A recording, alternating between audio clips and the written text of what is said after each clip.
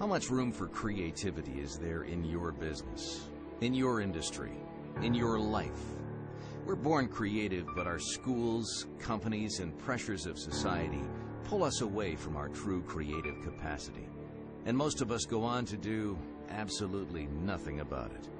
But one individual refused to go along with the crowd, refused to do things same old, refused to accept that we have to live without creativity in a modern, cookie-cutter, mass-marketed world. Josh Linkner was 13 when he began playing jazz professionally.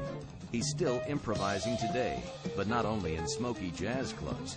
An early internet visionary, Josh started 4 companies and sold 3 of them before he was 30, including one of the first web marketing agencies, Global Link New Media, in 1995.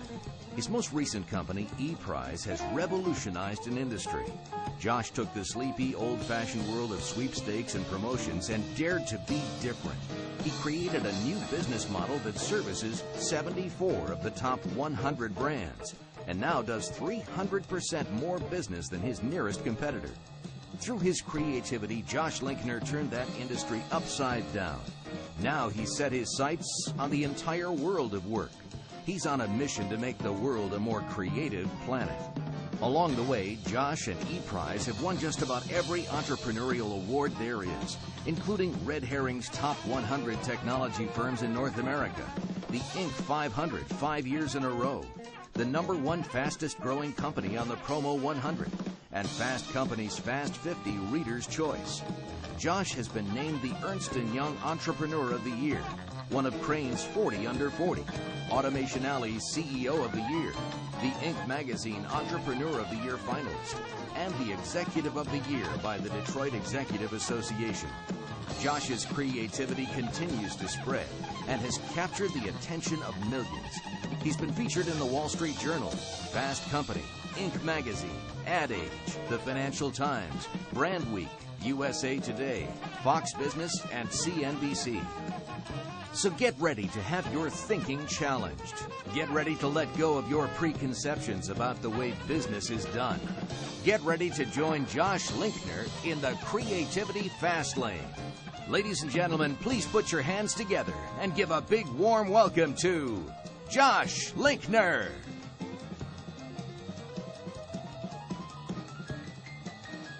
So why now? You might be thinking, it wasn't that important 5 years ago or 10 years ago or 20 years ago. Why now? Well, as I said, the world has changed dramatically. For one, we're under intense commoditization.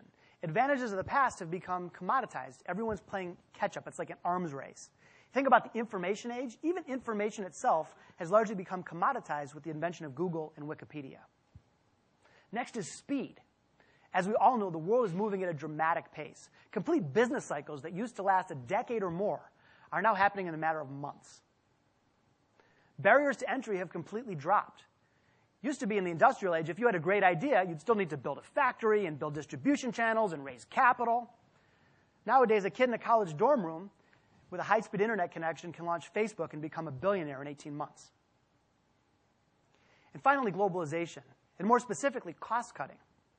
In the middle of a recession, what do companies do? They cut the cost, right? They say, all right, we're going to cut our way to profitability.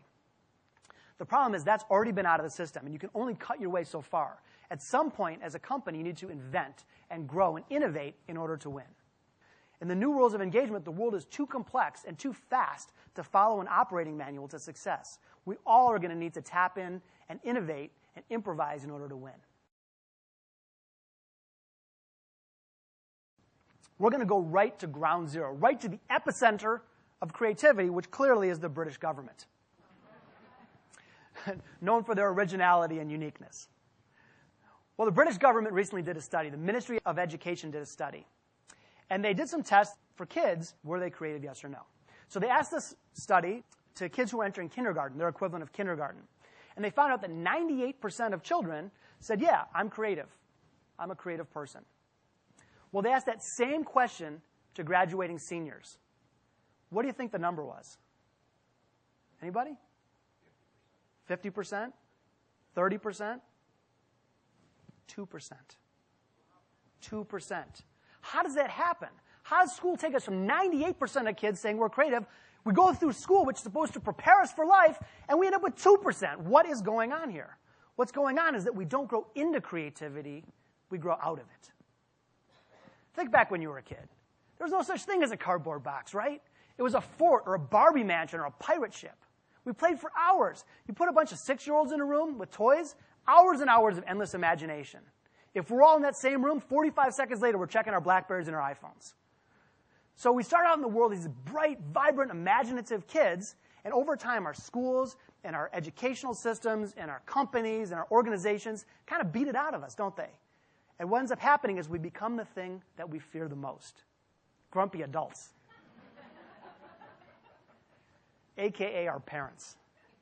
And not the cool parents in the Viagra commercials.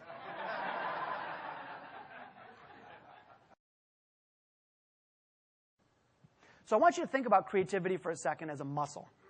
All humans have muscles. And if we exercise them, we go to the gym, we really work out, we will build muscle mass. Any one of us, no matter how we were born. If we don't, what happens? They atrophy. They just don't work very much. So unfortunately, we're in a situation where most of us, this nation really, is kind of scrawny. We're kind of scrawny. But I'm going to share some very specific techniques that you can take with you today, right out of here, the minute you leave, that will allow you to get pumped up. Ladies and gentlemen, I'd like you to think about the number 1 for a second. One idea is all it takes to change your life, to change your career, to change your company.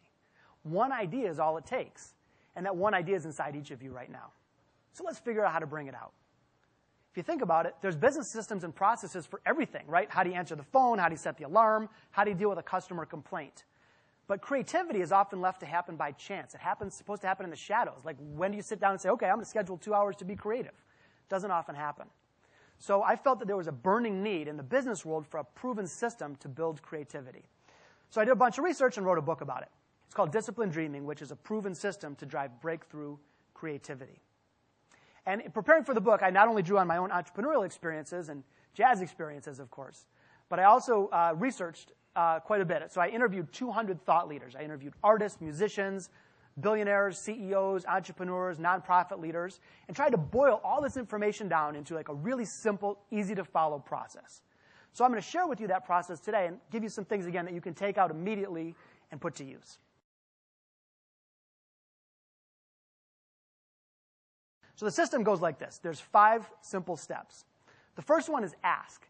And in ask, what you're doing is you're sort of identifying the creative challenge. What are you directing your creativity towards? And you're awakening your curiosity and awareness. You're getting ready to create. The next step is one of preparation, where you're preparing your mind, your physical surroundings, and in fact your culture of your organization to bring out maximum creativity.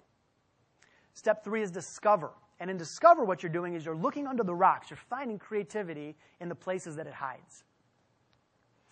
Step 4 is the fun part, ignite, where you're bringing out proven brainstorming techniques that will really unleash your creativity.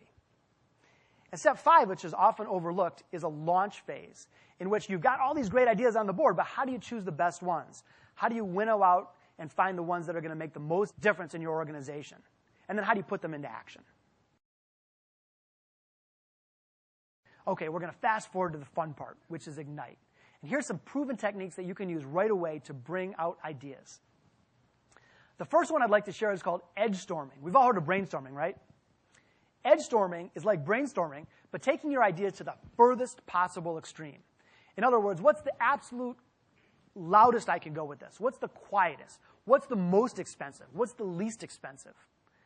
How can I take my idea all the way to the edge? And by forcing yourself to take an idea all the way to the edge, you break through barriers that could be holding you back. Now, you might end up with crazy ideas, and sure, you can always scale them back to reality. But by forcing yourself all the way to the extremes, you really have a tool to unleash creativity. Cirque du Soleil did that. They didn't say, okay, I'm going to start a circus, I'm going to compete with Barnum and Bailey, the entrenched leader, and I'm going to make things 11% better. I'm going to have one extra elephant in the circus. I'm going to do incremental improvements. Of course not. They broke the mold. They said, I'm going to introduce the arts and theater and music and dance and all these things. Today, Cirque du Soleil is a $1 billion company. Barnum and Bailey filed for bankruptcy. Average ticket price for Cirque du Soleil shows, which are continuously sold out, is 3 times that of the Barnum and Bailey circus. They edge-stormed their way all the way to success. Next one I'd like to share with you is called the long list. I was studying advertising in college, and a teacher gave us an assignment. It said, break into groups, and we want you to come up with headlines for our product. We're like, cool, no problem. Until she said, don't come back until you have 200 headlines. So I was like, oh, God, 200 headlines. Are you kidding me? So we went back in our groups, and here's what happened. The first 20 were the obvious, easy ones. That's where most people stop.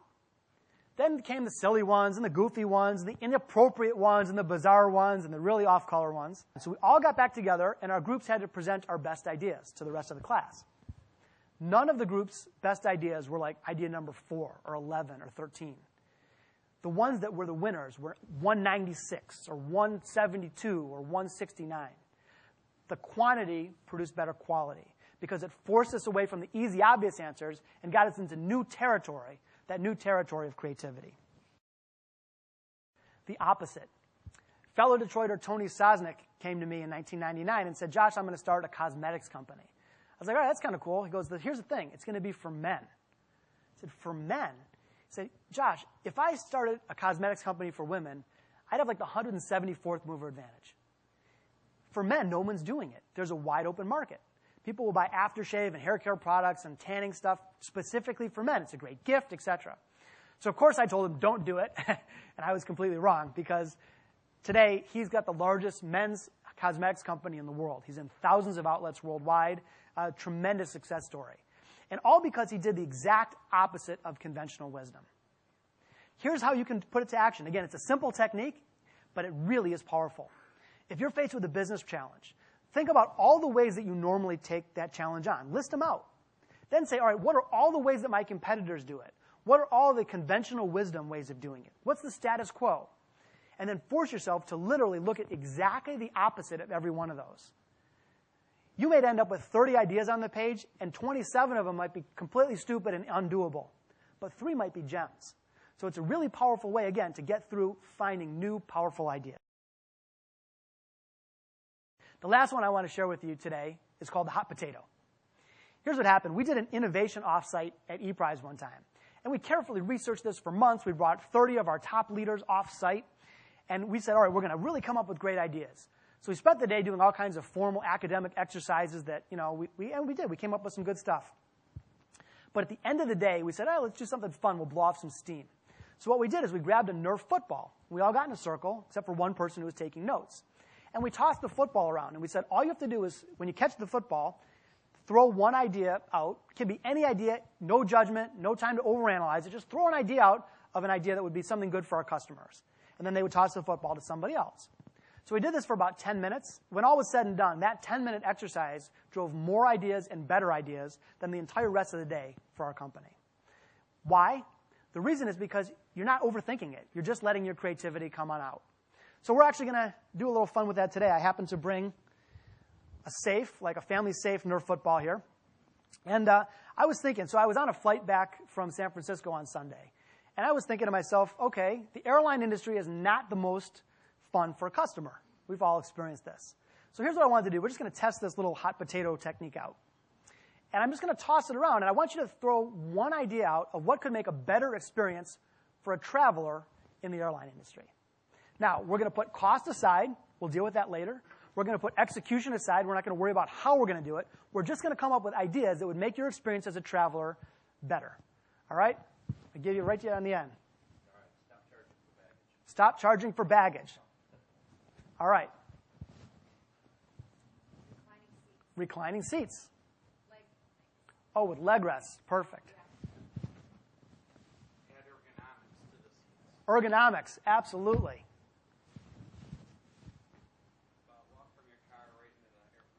Walk from your car right into the airplane. This is clearly a man who flies private right there.